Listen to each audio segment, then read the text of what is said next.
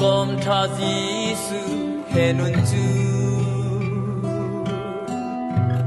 hor kuang le lung bang lak zong a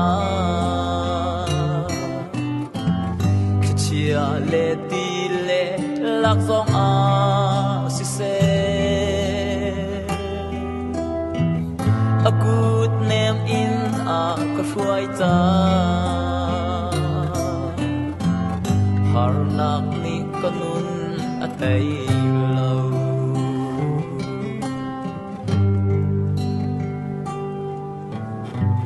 sifa anak le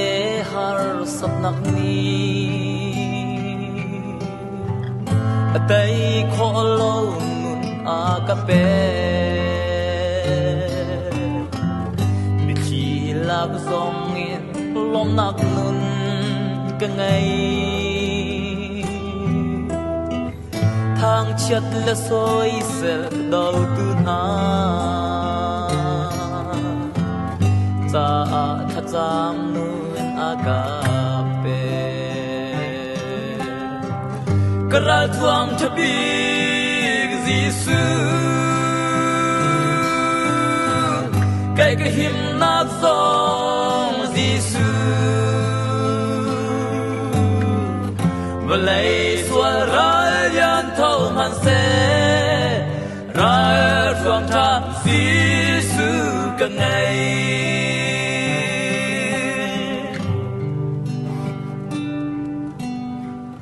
và lấy dấu nạc mi để xin lâu in và lấy dấu nạc mi a cà phê và lấy hồi công nạc nuna ka lak pia van lê hoi công nun a cà phê chu chu rau lạc rau sung asi karal thuam thabi Giêsu cái him nát song Giêsu và lấy xua ra yan thâu man se ra ruang tha Giêsu cả ngày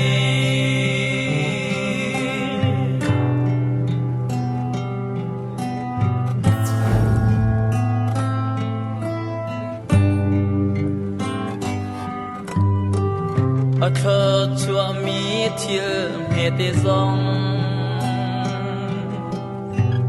sun loi le lom zia a ka chim a thơ chua mi thiel a lian nan mi zong hor hot nag nun a ka la pia chua rel zia a ka chon pia karal thuam thabi Giêsu cái him nát song Giêsu